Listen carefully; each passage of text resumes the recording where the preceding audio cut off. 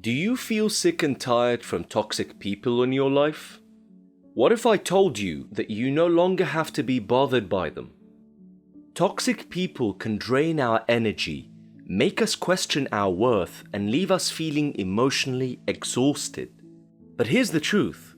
We don't have to stay in that cycle of negativity anymore. We have the power to protect ourselves, rebuild our confidence, and regain control of our minds.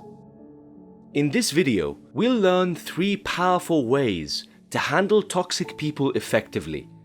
These are practical and proven steps that will help us master our emotions, build healthier relationships, and take charge of our lives. Let's begin.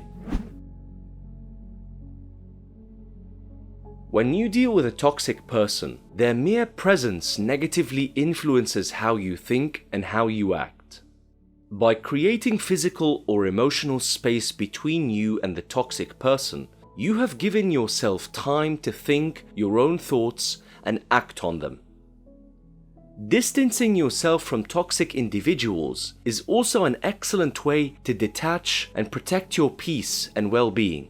This doesn't mean cutting them out entirely, but rather it's about limiting your interactions and redefining your boundaries to regain control of your mind and ultimately make the right decisions for you. Helen is a project manager at a busy marketing firm, and she had always been a team player. She often supports and collaborates with her colleagues. But there was one person on her team, her co-worker Mark, who made every day feel like a battlefield. Mark thrived on confrontation. He would interrupt meetings to criticize her ideas, question her decisions in front of others, and constantly gossip about colleagues. At first, Helen tried to reason with him, hoping to resolve the tension, but it only seemed to fuel his behavior. He enjoyed seeing her get frustrated, feeding off the emotional reactions he provoked. The stress began to take a toll on Helen. She found herself dreading work, losing sleep, and questioning her abilities. One evening, after an emotionally exhausting day, she decided something had to change. Instead of engaging with Mark or letting his behavior control her emotions, she chose to distance herself. Helen began limiting her interactions with Mark.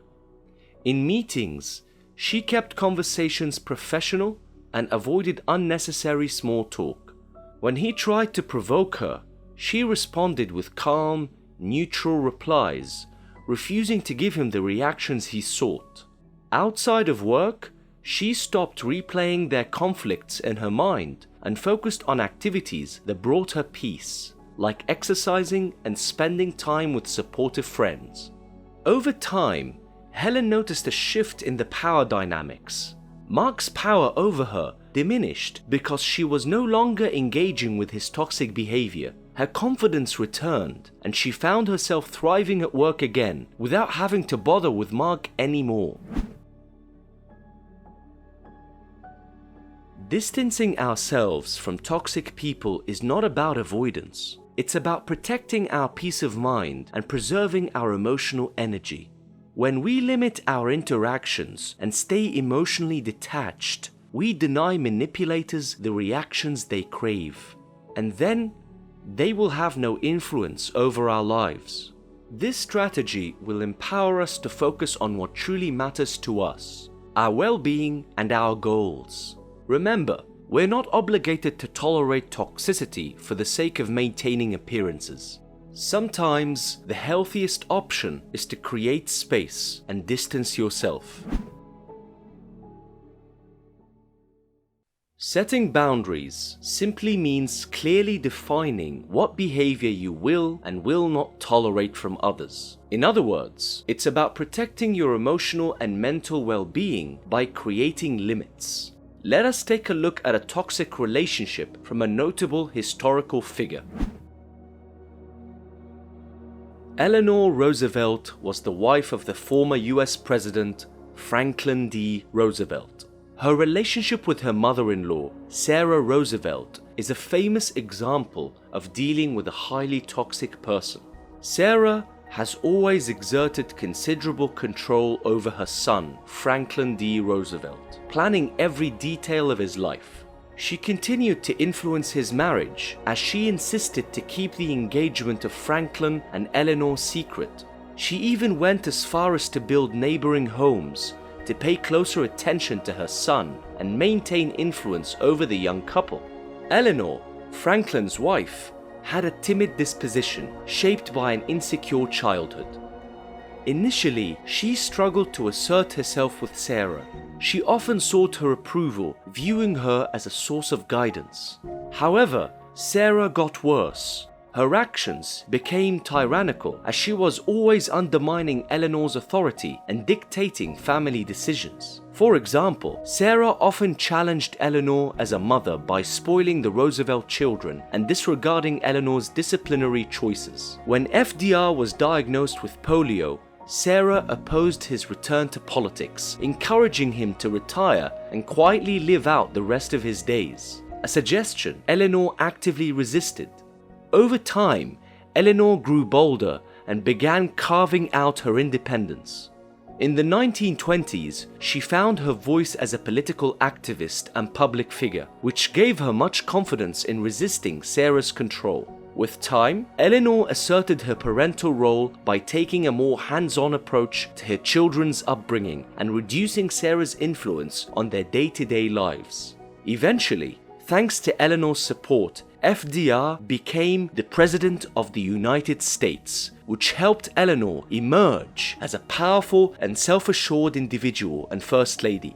This transformation marked a shift in her relationship, leading her to establish boundaries and maintain a necessary distance from Sarah's control.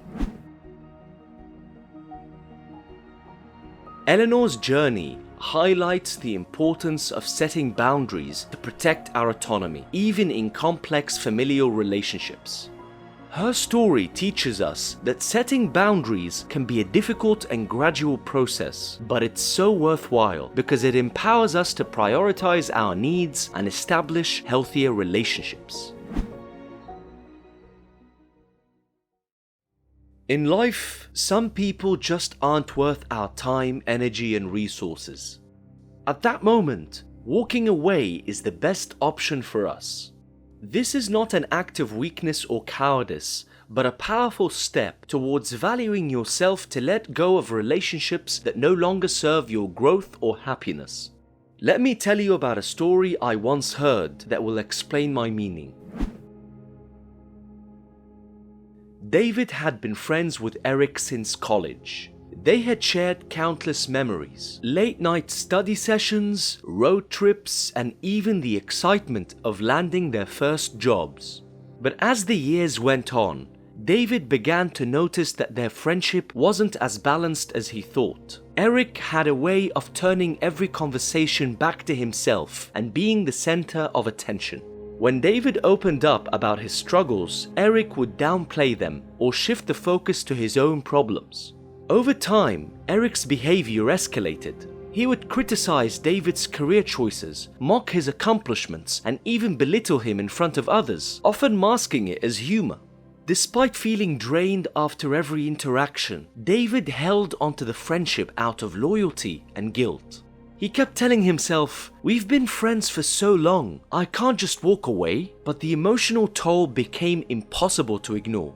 David realized that being around Eric did more damage than good, as it was making him question his worth and his goals. One evening, after a particularly humiliating comment from Eric during a gathering, David had an epiphany. He didn't have to tolerate this behavior anymore just because of their shared history. The next day, David decided to have an honest conversation with Eric. He calmly expressed how the relationship had become one-sided and how it was affecting his mental health. However, Eric dismissed his concerns and argued incessantly. Finally, David knew it was time to walk away. Although it was painful at first, stepping away from the friendship brought David immense relief. He instead surrounded himself with supportive people who valued and uplifted him. For the first time in years, he felt free to focus on his goals and embrace a sense of peace that had been missing for far too long. Walking away is not about giving up on people. It's about choosing yourself over the ones who weigh you down and make you feel small and unworthy. By walking away from such persons, you regain your energy and create space for healthier, more rewarding connections. Always remember, you're not obligated to stay in a relationship that causes constant stress or drains your energy. Letting go is not just an ending, it's the beginning of a more balanced and joyful life. Now you know 3 powerful ways to handle toxic people. Each of these strategies will help you take charge of your life, prioritize your well-being, and create more fulfilling relationships. Whether it's dealing with a toxic family member or boss, you now know the steps that empower you to create a life filled with balance, respect, and positivity. Remember, handling toxic people is not easy, but it's not impossible and is a most worthy pursuit. So if you truly value your life and want to live a good one, you will take action. Have you faced a toxic relationship before? How did you handle it? Share your experience in the comments below. Your story can inspire and help someone else who's going through the same challenge. And if you found this video helpful, give it a like and subscribe for more practical advice on living a great and prosperous life. See you next time.